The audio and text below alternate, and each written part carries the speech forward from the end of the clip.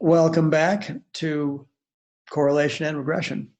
Today what we're taking a look at is exactly the graph in front of us here. I'm going to correct it because it doesn't involve a bighorn sheep curl on it. It does involve a bunch of little points like this that might be on there.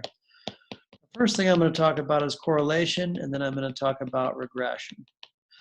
So a correlation typically involves two variables that are both dependent variables.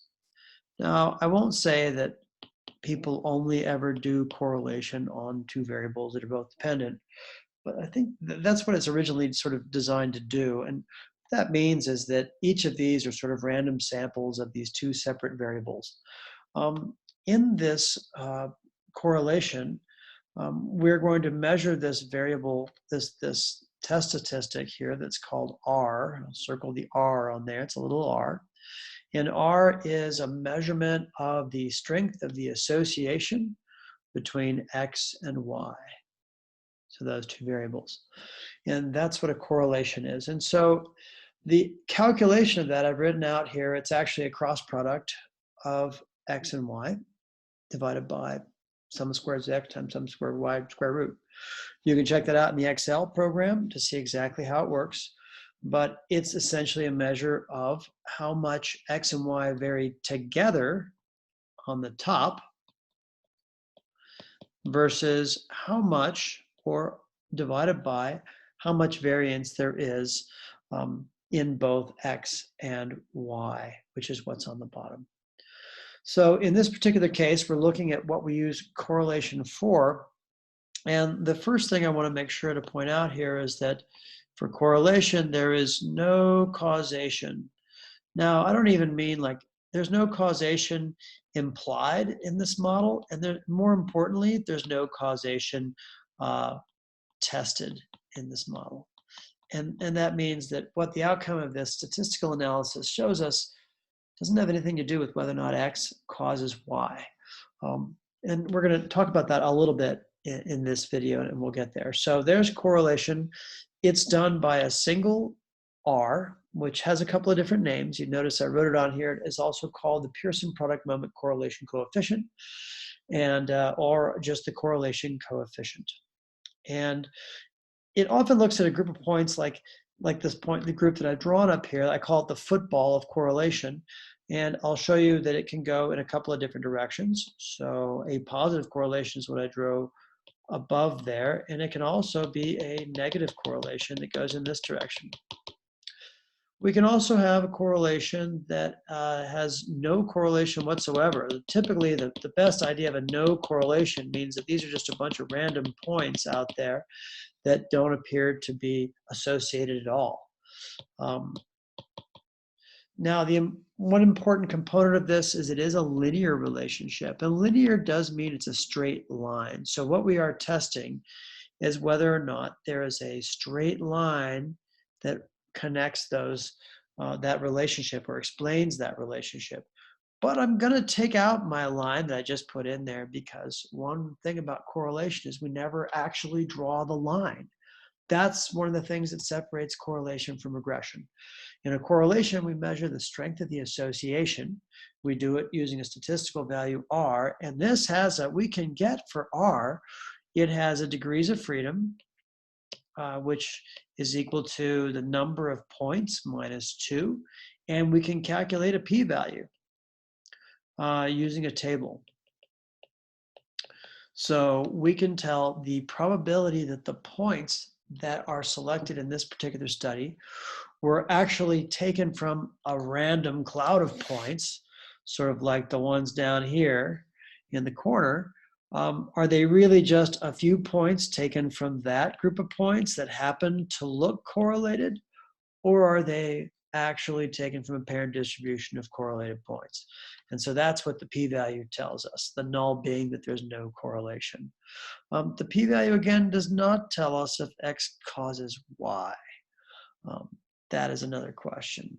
Let's move on down to the next kind of a relationship here, and I'll draw a nice graph to represent that.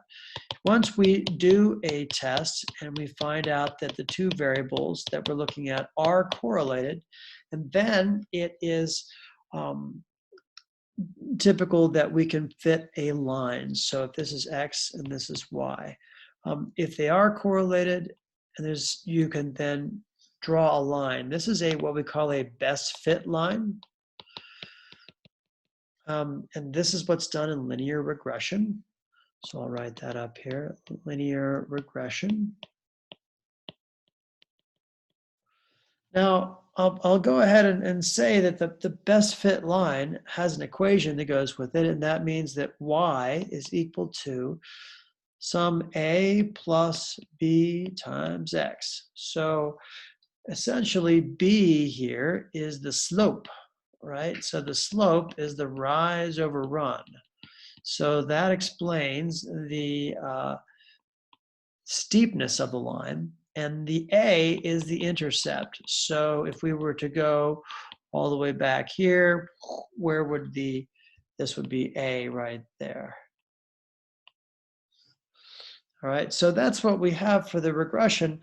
And there's some things that are in here, and that is that there's no point in making an equation like this equation unless you have some reason to believe that X is actually causes changes in Y. And so there are generally, when we make the regression line, there's some reason why we expect that to be happening.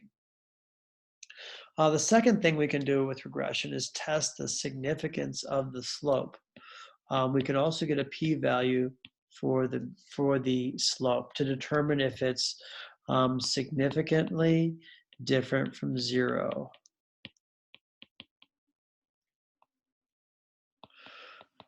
And this, though, is very closely related to the R.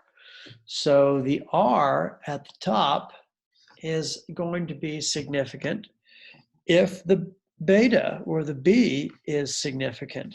So each of these is somewhat very similar math, and so they both result in having a significant result in the same analyses. So in this regression, though, we get an equation which tells us how much does y vary with x. Then we can take our r, and then we can take and make what's called r squared. Now, I know that's a simple squaring. It doesn't seem to be much, but r squared is equal to, it tells us how much variance in y is explained by the variance in x. So essentially, how much of the noise we see in y is explained by the changes in the x. So how good of a predictor of y is x? That's really what r squared is. And so r squared tells us actually the percent of y explained by x. That's a pretty important number.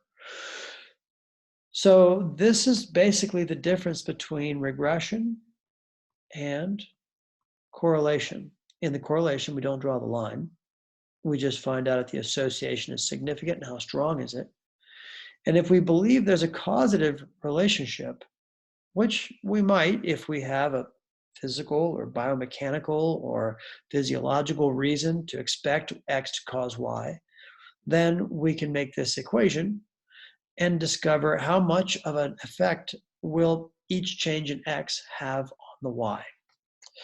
So we also have calculated then this R squared value, which explains the percent of variance in Y explained by X. So how much of Y is explained by X?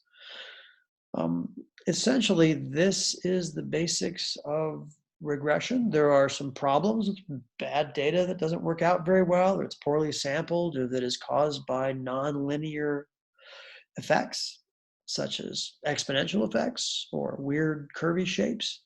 But all those are additional topics, and I think this kind of gets to the basis of correlation and regression.